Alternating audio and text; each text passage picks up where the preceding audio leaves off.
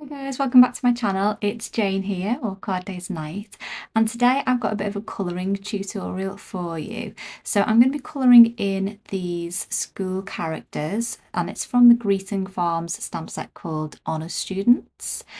Now these I assume are supposed to be based on the Harry Potter characters, but if they're not, that's certainly who they remind me of. So I'm going to be using my Copic markers today to colour these guys up, and I'm going to be doing them in the house colours. So the 4 different houses of Hogwarts are Gryffindor, Slytherin, Ravenclaw and Hufflepuff, and they each have their own colours. So that is what I'm going to be doing today. So I've just used a piece of Transitotype Perfect Colouring paper, which is my favourite paper to use when I'm colouring with alcohol markers. I'll link to it below. I just get mine from Amazon. And I've stamped my images with some MFT Stamps Extreme Black ink, again because that is Copic marker friendly, or any alcohol marker friendly. I didn't show it in the video here, but I actually stamped the images 2 or 3 times to get a nice crisp black line. What I would recommend if you do that is that you give it a little bit of time for the ink to dry before you go in with your alcohol markers, just in case that ink smudges. Or if you're in a rush, then hit it with your heat tool on a low setting, just to try and dry that ink a little bit quicker. So I am starting off with the hair on this first character. Now usually when I do Copic marker colouring, I would go from my darkest colours and work towards my light colours. But when I do hair, I actually do it the opposite way around. So I'll start with my lightest colour and I will go from the parting in the hair and I'll flick down towards the centre. Then I'll rotate my image and I'll go from the bottom upwards again, moving towards the centre. But careful to leave a little bit of white space between where the strokes from the bottom and the strokes from the top meet. And that's because usually when you've got light shining down on a character's hair, you will get that white band in the middle where the light is reflecting off the hair. So I'm using flicking motions to get that kind of feathery look of the individual strands of hair. And if you hold your pen almost upright, that's going to let you get the most precision. It's going to let you make the finest strokes. So that is what I'm doing with mine. So I am working my way down to the darker shade, which is 100. So that is the black colour in the Copic range. And I'm placing that just where there would be shadows, like under the chin and right at the top of the part. So now that I've gone to my darkest colour, I'm going to work my way back through to the lightest colours again, just adding another layer of colour.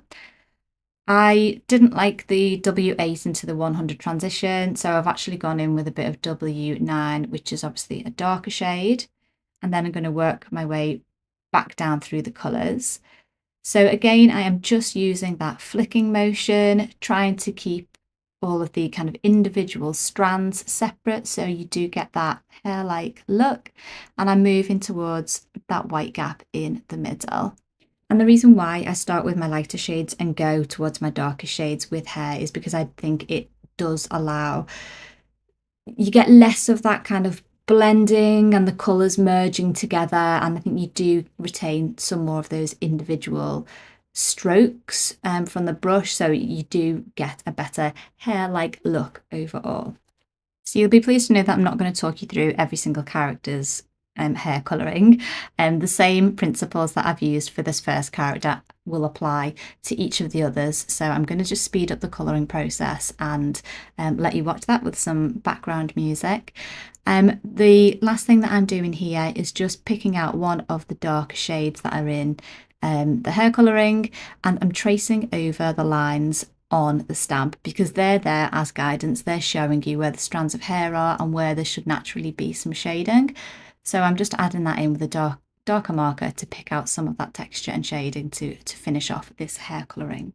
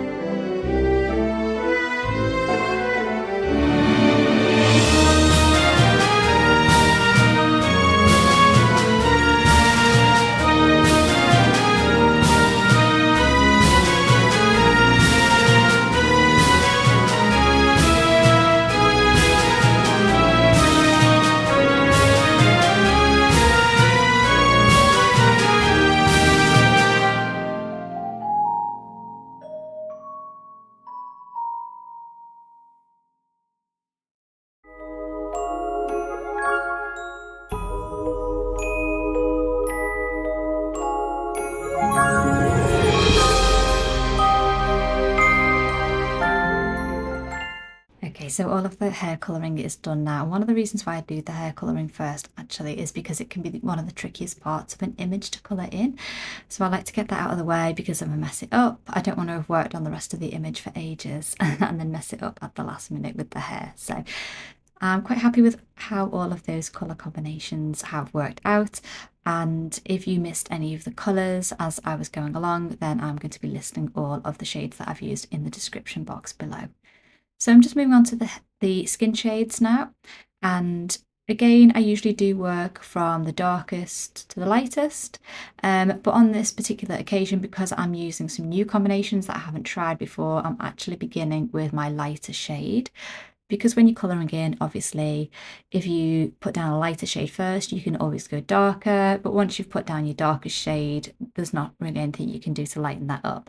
So that would just be one little tip that I would give you for trying out new colour combinations. One thing I would say when you're colouring in skin is don't be afraid to go a couple of shades darker around where the face meets the hairline, because in real life there will be quite a dark shadow cast underneath the hair. So I'll just let you get on with watching the colouring again now.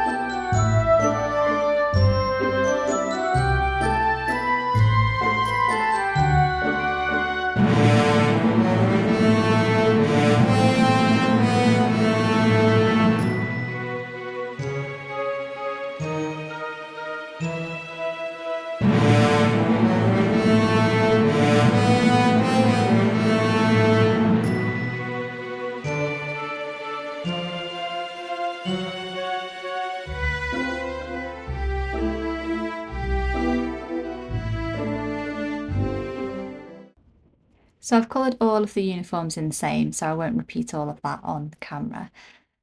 But I'm now moving on to some of the details for each of the individual house colours. So I'm going to call this character Harry. For Harry's scarf, I am using R89, 39 and 35 for the red colours. So the Gryffindor house colours are a deep red and gold. So I've just drawn on some stripes onto his scarf using a fine liner pen, and then I'm going to be colouring in alternating reds and golds. So for the golds, I'm using Y38, which is a kind of golden orangey type yellow, and then I'm colouring the middle in with Y15. I'm imagining as I do my colouring that there's a light source kind of directly in front of, slightly above the characters. So that means I'm adding my shadows around the edges of their clothes, and I'm using my lighter colours towards the middle. So for the Ron character, I've just used 2 shades of green for his tie, and I'm adding on the detail with some silver pen.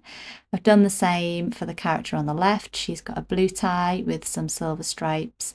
And then for my final character, which is my Hermione, she's in the Hufflepuff colours, and she's got the same gold and yellow colours as the first character with some black stripes, again, just drawn in with a fine liner pen. So I'm just finishing off with colouring in Harry's robes. I've used the black 100 around the edges, and I'm just moving inwards with the lighter shades of the warm greys. So to finish up my colouring, as always, I'm using my Jelly Roll pen. This is the number 8, which is quite a nice thickness. And I'm just adding some little highlights into some of the darker areas of the colouring. So I'm going down the edges of the clothes, around the hair, and then over the tops of the shoes where you can imagine they would catch the light. So I'm just doing one long line followed by 2 short dots. And then I just always add the dots to their cheeks as well. So I hope you enjoyed this colouring. This is the finished card that I added my characters to. And if you'd like to see how that came together, then the video is actually over on the Wow Embossing YouTube channel today as well. So thanks for joining me, and I hope to see you again soon. Bye.